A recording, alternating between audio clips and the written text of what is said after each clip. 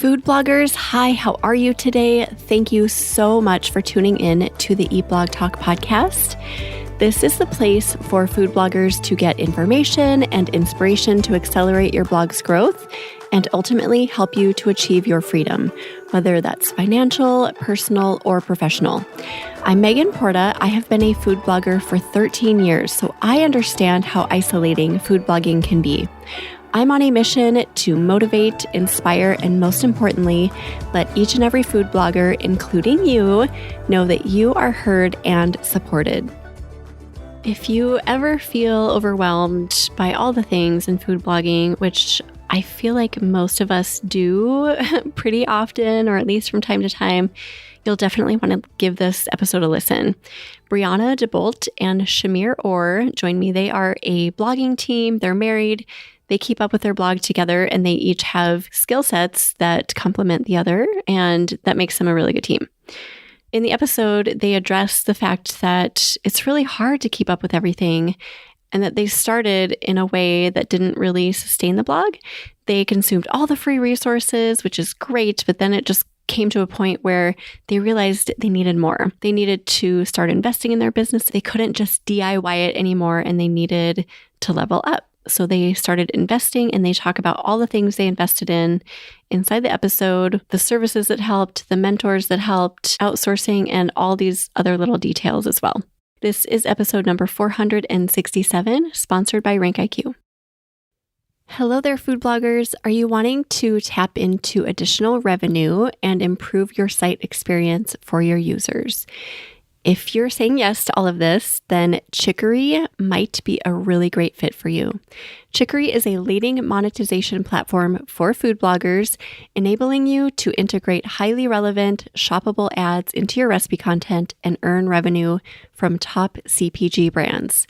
Chicory's hyper-contextual ads and shoppable technology will help you improve your site experience and engagement, allowing your readers to go from inspiration to checkout in just a few clicks.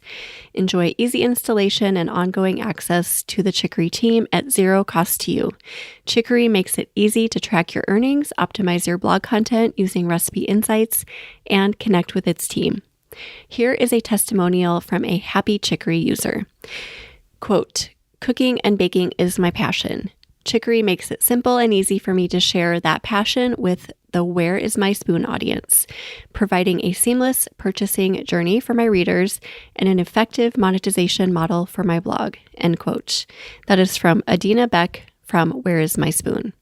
Head over to eatblogtalk.com/resources, scroll down to the Chicory logo, and click that button that says Learn More About Chicory. Or you can go to chicory.co/food bloggers to learn more and to sign up. Now back to the episode.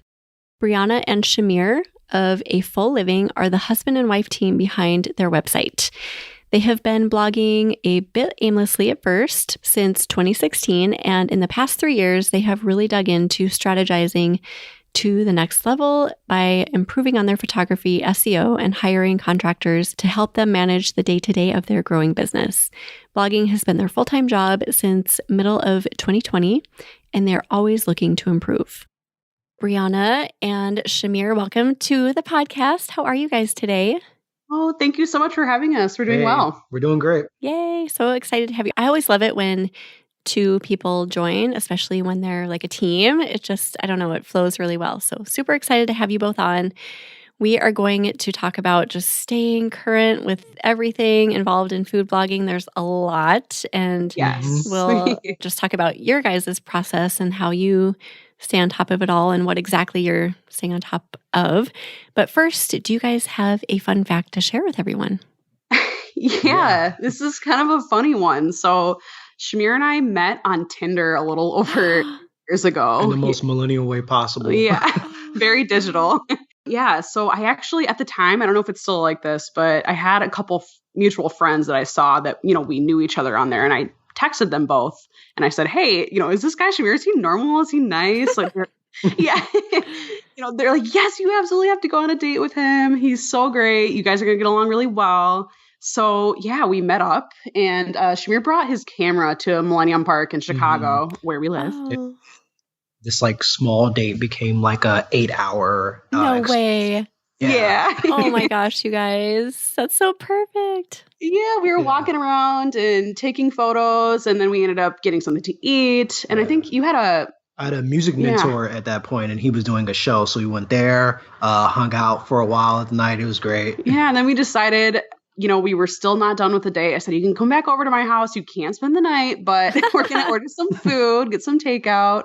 And we did that. And Chamere ordered so much food and ate so much. I was just like both impressed and kind of grossed out. But I think he's a great taste tester. He has a big appetite. So. And that was your first date, this whole 8-hour day? Yes. Wow. Yeah. And then it was funny, actually, after the fact, too. We realized we had been to a concert like in line. It was one of these events where it was like a $3 ticket. You buy it, but it doesn't guarantee your entry. And it's kind of based on like capacity and who shows up first. So yeah, it was a Ja Rule concert in Chicago. And the line got cut off right behind me and my friends. Yeah. And I realized that. We realized this later, but the line got cut off right before I got in. So he must have been right behind me in line. No way. Yes. Oh my gosh, that's crazy. It was meant to be. I think so. Yeah. And just such a small world, even in such a big city in Chicago. I don't know. I just think it's kind of a funny story. So how long after that first date did you start blogging? We were kind of pretty like smitten with each other right away. And I think it was like within the first 6 months. Yeah. In college, I had kind of dreamed about having a blog. I heard that you could, make a living doing this sort of thing. Yeah. I just didn't know how, but I said, I want to start a food blog. And Chamere, you were taking a lot of street style photos, and he just has always had an interest in photography. And he said, yeah, I'll help you out. So that was back in 2016? Yeah. 2016. Yep. Fall of 2016, or maybe, I think so. 2016. Yeah. I was just looking at your blog, and you guys are adorable together. I love your picture and your photos. Chamere, oh my gosh, these are so good. You clearly have a talent there. And I love how you guys just like came together and you have these complementary skills that equal one amazing blog, right? I mean, what are the odds that would happen? It's definitely been a work in progress. When we look back at old photos, we still have some old posts on our site that I'm like, oh my gosh, like cover my eyes. I don't want to see that. But we've learned a lot for sure. And I don't know. I'm just grateful that Chamere also believed in me too, because I think my friends and family thought I was like a little bit nuts or something they're like, what are you talking about starting a blog? You just graduated. You should go get a job. And, so. A lot of us can relate to that. That I think nobody really understands outside of the world. Like, what are you doing? Oh, I know. It's still to this day, it's like that. But, I think they get it a little bit more now. So. Yeah. Right. Well, good for you guys for just persevering and doing it anyway. And talk us through what those first few years were like. Did you have a focus? How did your blogging journey go? Yeah, so it first just kind of started as a way to share recipes with friends and family. And I thought that was just going to be enough to, I don't know, make it take off, which definitely was not the case. It was kind of just like posting whatever we wanted. And, I'll get like really inspired by an ingredient, and sometimes like, I don't know, just run with it. And we would post about that. We didn't have a focus at the time. But we were actually even like working with like local restaurants at one point. We have done a ton of different stuff in this time frame. Eventually we found ourselves in a low carb / like keto niche.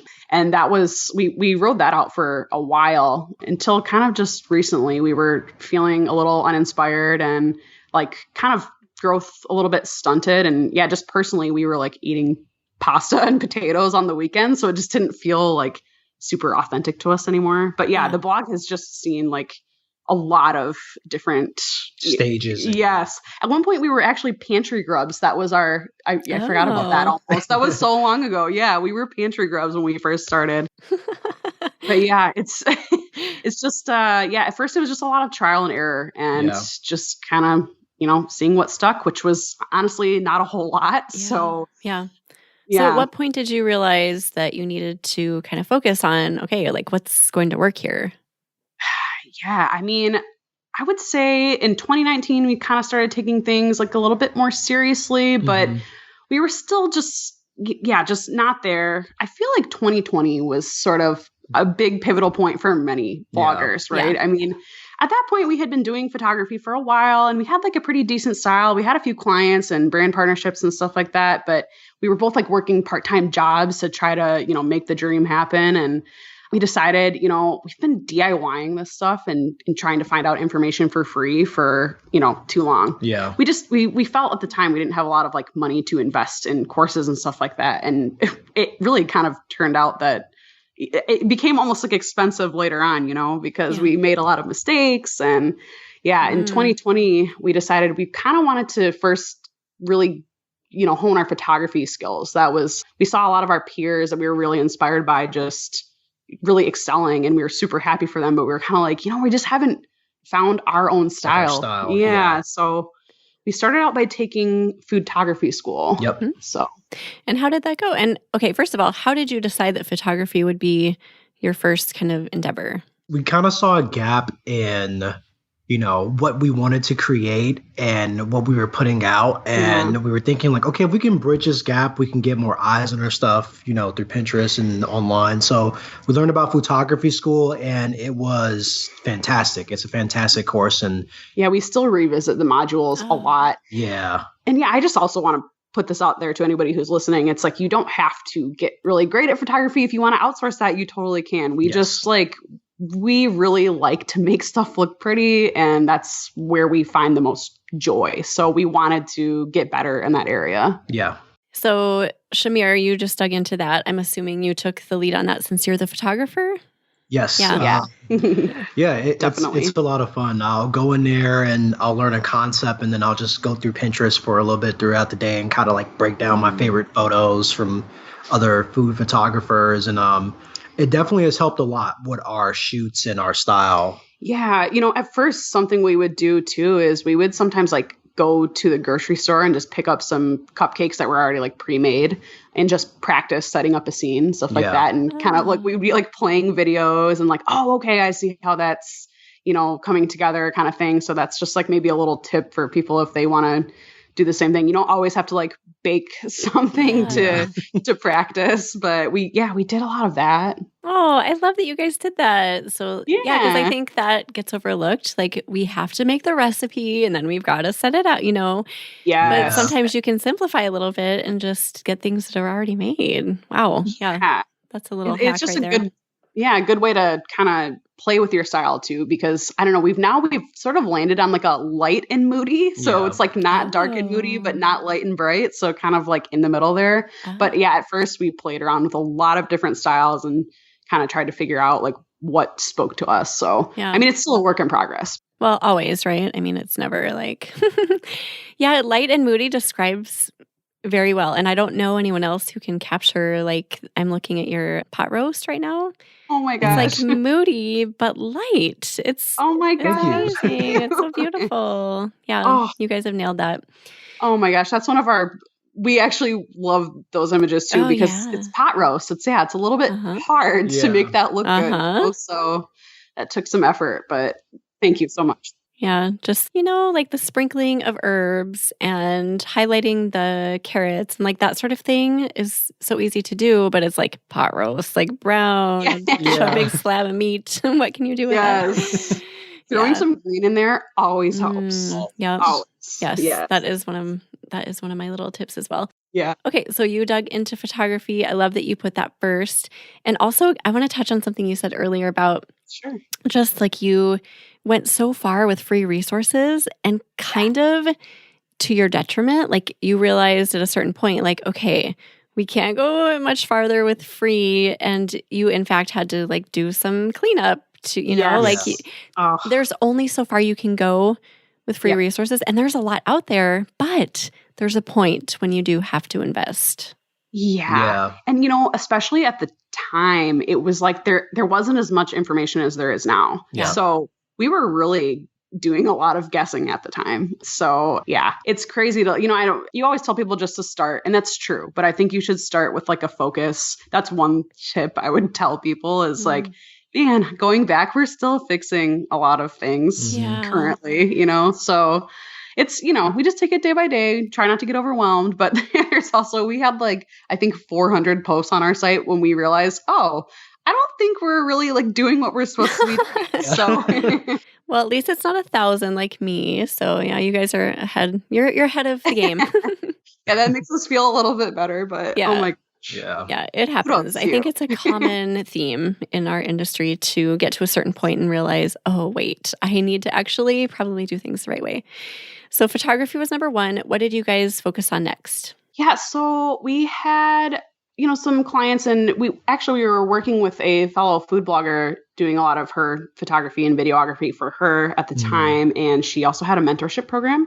I'm not going to name her name because I don't think she does it anymore. I don't want to like send people her way. But she was an industry veteran and she said, yeah, I'll help you guys. So it was just kind of this like crash course in SEO, kind of like, overview, I would say. It was a little bit of everything. Like we had to redesign our site, which was totally needed. And just, how to use different platforms more efficiently. And she helped us a ton. And it kind of made us realize that we need to continue on the learning path. Yeah, start diving into that information and like understanding what we need to know or what we need to search for so we don't like make the same mistakes or make new ones. I think we also ended up at the Tastemakers virtual conference in 2021.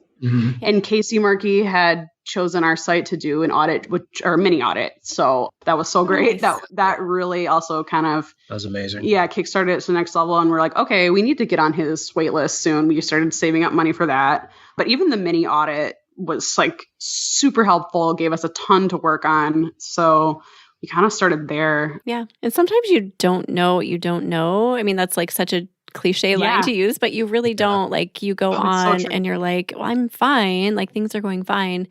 But there's things that you need to know, but you don't know what they are. So you need to find those people who are really good at what they do, who can teach you those things, right? Yeah. We started listening to a lot of the Top Hat Rank webinars. And I mean, we listened to your podcast and Food Blogger Pro. And we were, just kind of trying to still piece information together while we were like waiting to work with Casey. We actually didn't work with Casey until last October. We finally had our audit where, I don't know, we had sort of fine-tuned things a little bit. We'll have time, he'll reach out and let you know some things to work on. And we took the Cooking with Keywords course, which was wildly helpful for us. Oh, yeah. I feel like I finally really understood like search intent and, what the user is looking for. Yeah. So yeah, that's a biggie right there. That keyword SEO thing. I think I hear a lot of food bloggers say that they avoided that because it's really daunting. Like, what is this thing, this SEO thing?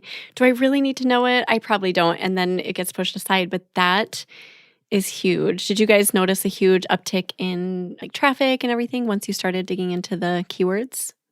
Absolutely. Yeah, it was, it made me realize, so at the time I mentioned earlier, we were doing like a low carb keto kind of niche for a while. And I was sort of trying to target keywords that I'm like, oh, I think I understand. Then I'll just make this white chocolate raspberry cookie and this looks great. But people aren't looking for a low carb version of that, So I was putting out pretty well thought out content, but it wasn't quite the search intent. So it's been going back through and kind of reworking a lot of those pieces of content since then, now that I understand, if people are searching that, they're just looking for regular cookies. So, So you guys went from low carb keto, and now how would you describe your niche now? Yeah, I would just say we have kind of gone back to just more wholesome, pretty standard, but not standard. We like flavor. Yeah. We're really flavor forward. Make some like family heirloom recipes and kind of try to put a new spin on them. And it's a lot of like comfort food and things that are approachable, but like a little elevated. Yeah. So I don't know. We do everything from cocktails to regular desserts now, and making salads that you actually want to eat, stuff like that. Yeah, so sauces, savory dinners, a little bit of everything. Yeah. Do you feel like since landing on this new focus that things have, like your user has appreciated it more, that you've found more people who really fall into this category? Yeah. We've definitely had some people that have been with us from the beginning that, they do kind of want more of the low carb stuff too. So we definitely keep stuff up for them. But overall, we've definitely expanded our reach a lot. And just personally, we feel a lot more fulfilled. It's been really great to just, let my brain run a little bit more wild. Obviously within the realms of finding a good keyword, but it's like, making stuff that people are searching for and that I actually kind of want to make. I mean, like alternative baking, I'll just make a mention of that is, oh my gosh, I have some recipes that I'm really proud of that I made over the years, but yeah, it's tough. It can be really tricky working with alternative flours and stuff at times. So yeah, it's been great. I feel like if the blogger is aligned with the content, there's so much you can do with it. But when you, like, I think you alluded to this, that eventually the low carb keto thing just didn't really feel right anymore. And you just can't go on with a niche if it doesn't feel good. Yeah. I mean, I think we were really trying to follow the advice that we got early on, like, oh, you need to like stick within your niche and, you know, just keep on with that. And so we tried to do that. And we also kind of felt like, oh, we could eat like this for a long time. And then I kind of realized I couldn't. And it was almost this like internal battle of like, oh my gosh, you know, I said I was going to do this forever. And I don't know, holding yourself to these standards that you place on yourself and not really doing like what's right for yourself is just, it's going to burn you out in the end. So yeah, it's not a good recipe for success, right?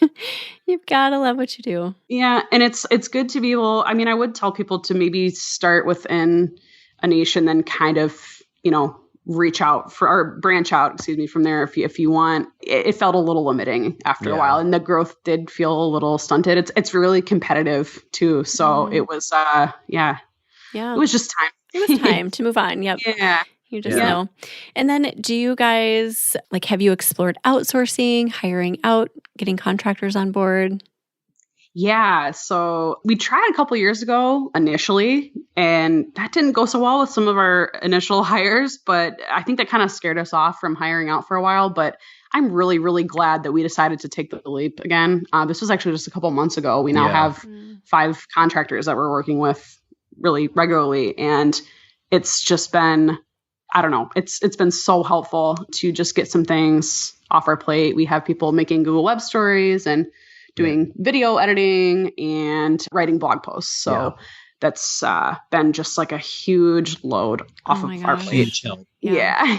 It's one of those things that it's really hard to take the leap into because you can justify by saying, well, I could do this. I can keep doing it. But then the time that you're allowed when you do release it offers so much potential. Like you have so much more opportunity to create new things and do things that you love and you're inspired by. Have you guys found that you've just opened up new worlds of opportunity by outsourcing? Yeah, definitely. I mean, it's still a little bit of like, I have to refine our processes, I think, a little bit more. It's just kind of getting stuff ready even for the contractors has been an adjustment. That's like one thing I would probably tell other people is try to get some processes in place before you start working with other people, because I didn't have very good processes ahead of time. So yeah, but now that I'm kind of, that's falling into line, it's just feeling like really great that I can get, you know, a video back and just do a voiceover over it. And then the blog post is mostly written. So we can like kind of stay within our zones of like genius and not spread ourselves too thin, which has been great. Yes. Or even just, you know, with web stories, I think we just stopped doing them. We weren't even doing them for a while because we were just too overwhelmed. And I've definitely seen a ton of traffic from them in the past, and you know they help a lot. So they do. They're still working, by the way. People, like, I've heard so many people say, well, I heard someone say that they're going to die soon, so I'm going to stop. I'm like, no, they're not dead. Keep doing them. Yes. Yep. They're still life. I would tell people to keep doing them too. It's really nice to feel like we're now getting extra eyes on our content again, because for, you know, a few months I just totally stopped doing it altogether, which is not ideal, obviously. So had too much going on. We all have those freedoms we desire for our lives and for our businesses, right? Sometimes it feels really cloudy when we try to think about how we can actually achieve them. Well, I have good news for you if this is the case for you. Being in the 2024 Mastermind program will give you clarity.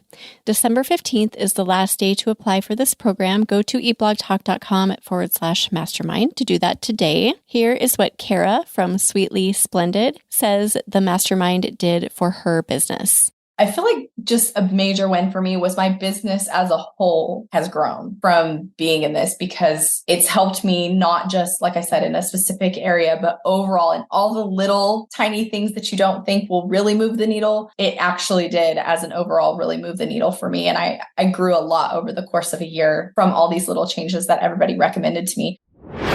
Do you have advice for people who are stuck in this, thinking that outsourcing is going to cause more problems than help? Just especially going into Q4, I feel like, maybe people just need some encouragement there. Yeah, I mean, I can, first of all, we can relate. Like I said, we had, a little bit of bad luck at first, not making the right hires. And so it can be a little scary, but you should keep trying. You will find the right person. And once you do, it's just, it just takes a whole load off your plate. And start slow though, also. That's the other thing. I mean, we have 5 people we're working with now. I mean, one of them is my little brother. So and his girlfriend, actually. So they help us out. But start slow. I started with these guys because I could train them, at my house. My little brother lives with us. So it was very hands-on. That was good for me to start because I feel like I wanted a little bit more control over the process. And now he does things exactly how I want them done. So it's great. And then from there, you can just kind of slowly figure out what you're not loving or what's taking up the most time that you don't want to keep doing. And, we started asking a lot of blogger friends, do you have any recommendations, stuff like that. And just little by little, find somebody to help you with that task. Yeah. Right. And just start small. Yeah. It doesn't have to be a lot. Maybe just, 4 blog posts a month or something like that. Start there and you'll, kind of see where you're needing more help or if you can afford to take on more help. And a lot of these people are contractors who do this kind of stuff. So they're, that's just a, I guess, standard for them to not be a whole part-time position. So absolutely. And then you mentioned getting an audit and doing the cooking with keywords. Did you guys do anything with your website as far as designing it or anything like that? We used to be on a different theme, but after we used to be on a different theme, but after we got our audit with Casey, we moved to the feast theme. Yeah. Or was that right before, actually? That was right before. It was right before. Either way, we found out that we should probably switch to the feast theme just for ease of use. We had a lot of custom stuff that we had done on our site over the years. And that was a game changer for us as well. It's just so easy and streamlined and fast. And it's just great to not have to think about all this stuff all the time. Yeah, or if a problem pops up and there's you made some custom adjustments, you're like, all right, what did I do a year ago that's causing this problem now? We just don't have to worry about that. Yeah, we don't have to worry about that anymore. When we had custom stuff that we were doing, that's oh my gosh. Yeah, it is so I use Feast as well. And I know there are some other good themes out there, but I love just the ease of use and everything's so easy to set up and change and tweak, and it just takes that out of my mind. I don't have to think about that, which most of us don't want to. Most of us aren't super techie, so we don't want to have to think about that. Yeah, Chamere's pretty techie and he's a little stubborn sometimes trying to fix things on his own. I'm like, Chamere, just submit a support ticket, please. Yeah, and he's like, you know what, you're right. I don't have to do that anymore. Yeah, I have a thing, I really love figuring out tech stuff. So if there's a problem on a blog, I'll just hone in on it, but then it'll be 9 hours later. And I'm like, I have to just start sending support tickets. Yeah, I have to rein him in there. And gosh. He'll rein me in with I'll try to jam pack our calendar and he'll be like, no. So, we balance each other that way. Oh, you guys, what a great team you are. I love it. So what about the mindset side? Because everything you're talking about is so valuable, but it's a lot. I think everyone can acknowledge that blogging can be so much. How do you keep up with it just in, keeping your mindset right and healthy and keep chugging along and all of that?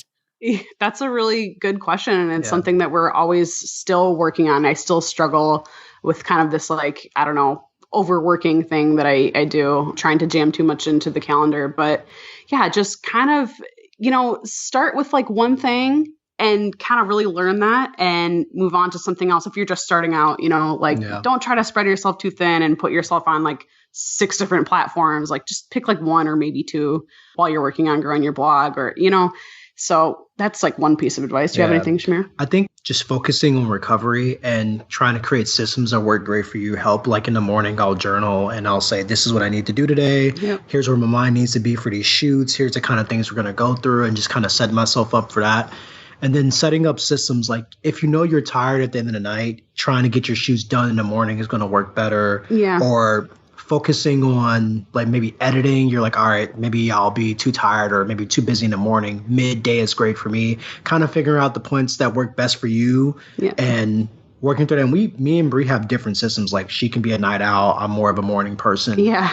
But figuring out what works best for you so you can get the most work done and be productive and not burn yourself out is really important, and kind of like learning those things. Yeah, I mean, it is still a work in progress, though. I will say that we definitely don't have it all figured out. We're really like trying to practice what we preach. And yeah, I think one big one for us that I think I maybe heard you say it. I'm not sure, Megan, but it was like commitment over feelings, kind of like sticking to what you say you're going to do, even when you don't want to. Yeah. But then also on the flip side, making sure, you know, you're not like jam packing your calendar, because there is a lot and it feels like it's a never ending to-do list. And I mean, and truthfully it is, but at the end of the day, it's like, you can only do what you can do. So, you know, putting too much on there is just like the quality of the work is going to suffer, or you're going to suffer, or both. So yeah, just trying to figure out what's actually manageable and not beating yourself up if you don't get everything done on your to-do list. This is like, I'm telling me this. Yeah. Oh my gosh, that was so great, you guys. That was like the best advice ever right there in that little piece. Yeah. And then, so what would you say is like the biggest takeaway? So I'm kind of hearing like, take care of yourself, know your limits, be consistent, but also just like investing in your business is kind of a key point. It is. Yeah. I mean, doing it all yourself is just, it's only going to take you so far too. Kind of like how free resources will only take you so far, you know. Eventually you're going to get to a point where, you know, if you want to grow, you're going to need a little bit of help, and that's totally okay. You do not need to do it all yourself. Yeah, there's nothing wrong with that. Oh, it's the opposite. I mean, if you can find people that are really good at what they do and really great at editing, that's awesome, because I don't know, I'm not that great at that and I don't enjoy it. So that's, you know. And there are so many pieces of the job that there's no way you can be good at every part of it. So finding the people like you're saying, Briana, that are good, that is actually a good strategy. Just like, you can't do it all. Sorry to tell you, everyone, but you can't do it all. You can't. And that is like I think a belief that a lot of bloggers have, or we had, you know, we're thinking, oh, we have to do all this stuff. And it's just too much. And it's just, I don't know. I feel like people outside of the industry they just never quite understand what it's like. I mean, to like have to like do dishes after a long day of photo shoots, and have to, I don't know, get up the next day and send off some emails and write up a blog post. And it's just, you know, getting help is just so necessary. Yeah. Yeah. And you mentioned dishes. So that could be a good place to start too. If you do a lot of photo shoots and videos, having just a kitchen assistant come in to do your dishes. I mean, how huge is that? Yeah, actually, my little brother does that for us too. Gosh, I love that. Yes, he does web stories, and he's like kitchen and kind of like errand assistant. I mean, we also use like Instacart and stuff too. Yeah. But it's really helpful. I'll even just have him sometimes like, can you clean the kitchen for an hour afterwards? Because I'm just too tired. And so he can just do that. And it's great. He works off a little bit of, we do it like a rent exchange. That's how he wanted to run it. So he's like, cool. Yeah. I'll get some money off my rent this month. So there are those things outside of actual blogging that we don't think about often. Like that, like having an assistant, having like, even we have cleaners come into our home every so often. Just that takes a load off for me, because I don't feel like I have to deep clean every week, you know? Oh my gosh. It's so huge. And you're right. That makes me want to do that too. We've really been thinking about that because it would help a lot. It's so time consuming. It is. Oh my gosh. Yes. Oh my gosh. So much. I mean, we could probably brainstorm and think through so many things. Just thinking in your house and with your family, and even like landscaping. If you don't like your landscaping, hire someone to do that, you know. Exactly. Instacart you mentioned. You don't have to take a trip to the store. There's so many things that you can do to free up your time that are not like hiring an SEO expert. There's a lot more to think other about. things. No, that's a really good point, actually. I think that's something like a lot of people maybe overlook is just getting help with everyday tasks. That anything that you don't want to do, think about, or, that you maybe takes too much time, think about who could help you with that. And and again, you can just start small. Just start with Instacart. I mean, that used to be something. I used to be really hands-on with the grocery shopping. Yeah. And I'm pretty hands-on with everything. And I've really had to learn to let go of that. And maybe once in a while I'll get like a package of strawberries or something that doesn't look great. But we actually do live really close to a lot of grocery stores where we live in Chicago, and we have a car. So it's not terrible to have to just run out for one thing once in a while if I have to, but just, the hours that I get back, like not, physically picking everything up and checking it out is like, that's huge. It is hours. It's crazy that I used to do that. It is. Yeah. Hours of time. Yes, it is. Is there anything that we're missing, you guys, that you want to touch on before we start saying goodbye? Any additional tips, words of encouragement for people who just need to find more time or need to streamline a little bit more? Anything at all? Yeah. One mindset that's been helping us a lot is try to get 1% better every day. Is that the Kaizen rule, I think? Yeah. So it's, again, there's so much to do in this business, and it feels like you need to do everything. And sometimes we tell ourselves, it's like, you can do everything, but not all at once. Yeah. So just finding these like small things that are going to help a lot and kind of become manageable and just help you get a little bit better every day, it's the best thing. Yeah, I think it's just like if it does require a lot of consistent effort. It's sort of like a garden, right? I mean, it needs to be watered and weeded and, all of that. So it does require consistent effort, like most days, I would say, for me at this stage, or for us at this stage. But it doesn't mean that you have to spend like 6 hours every day on it, especially if you're just starting out. If you have a full-time job and you don't have a ton of time, just like half an hour to an hour a day, even a very concentrated effort. Well, you'll be amazed. Like, I don't know. There's another saying that I like that's like, I think it was Bjork from Food Blogger Pro who said this. It's, you'll overestimate what you can do in a year, and then you'll underestimate what you can do in 5 years. And I just love that because, again, like we've talked through me being way too excited about getting too many shoots on the calendar. And, I'm like, oh, I can't quite do that. In a year, I think I'll be somewhere and maybe I won't. But then in 5 years, you look back and you're just kind of just really amazed at the progress that you make. That's so true, isn't it? It's weird how we warp time in our minds so much. So, it's so true. We totally do that. It's a consistent thing that I think all of us do. But this was so great. Briana and Chamere, thank you guys so much. I love that you showed up together and talked through all of this. And then I have one last question for you that's off topic, but how do you guys, do you have any tips for just working as a team? I know that some people listening are either starting to do that or thinking about working with a partner or spouse or, friend or whatever. Yeah. Do you have a tip for us on how to make that smooth? That's a really good question. Yeah. It really is, because people ask, they're like, you work with your husband? Isn't that just like so crazy? Stressful. Yeah, isn't that stressful? And I'm like, you know what? We have a few moments, but recently we've really just decided that we are not going to get photo shoot days is when this happens usually. Yeah. It's always photo shoot days because they get a little long and we're tired, where we get a little bit, we start bickering a little bit, and we have just decided to kind of take a moment. I think we kind of got this from have you seen The Bear on Hulu? Oh my gosh. Yeah. You know how they kind of rub we don't do the rubbing the chest, but we have a sort of yes, hey, I know what you mean. Yeah. We always reference that part where they're like, hey, we don't need to be doing this right now. That's helped a lot. Yeah. I think another thing too is, the work, you're working together and you have a relationship. So taking time to do things outside of work for the relationship and kind of get away from that business partner role. That's so true. A lot, and just taking time to do things as an individual. Every morning I'll meditate and journal so I can start right. We'll have times where we'll just hang out, maybe take a little break and do things for ourselves as individuals. So that when we come to work, we're at our best selves. Yeah. I mean, we do spend a ton of time together and that is, I don't know. I definitely picked the right person though. Chamere is so positive.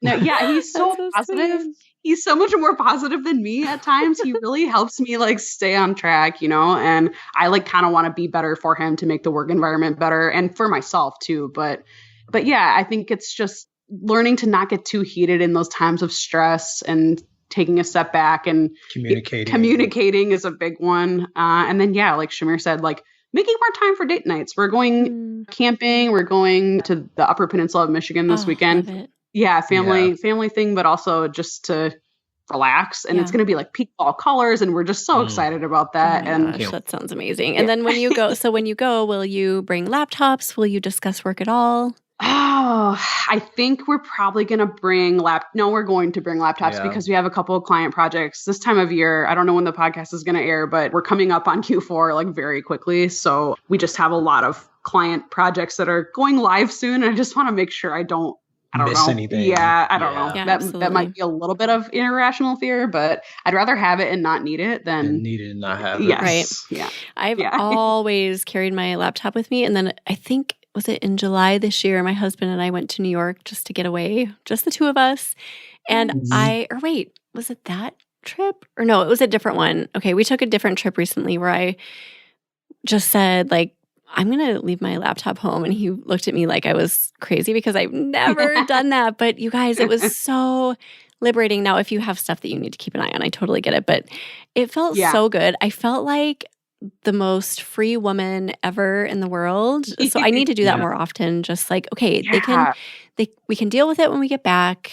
Nothing is going to crumble. Yep. Just put your away message on. Yeah. Exactly. We do have another camping trip coming up the following week, right? Yeah. This was a little crazy for us to do 2 trips like that. But yeah, on that one, I don't know if you've heard of them, these getaway house cabins. They're really cool for like city slickers like us who don't have all the camping gear. Oh, I love it. Yeah, these cabins that have, air conditioning and heat and a really comfortable bed and shower and, a little kitchen area. They're so great. And not a lot of cell phone service. So we're going to like the Starved Rock State Park area in Illinois. So that should be really pretty then too. And we're not going to have laptops then. Good. Just going to relax. Enjoy, you guys. You deserve it. You guys work hard. Well, thank you so much for being here, both of you. I hope you have a wonderful rest of your day. It was so great talking to you.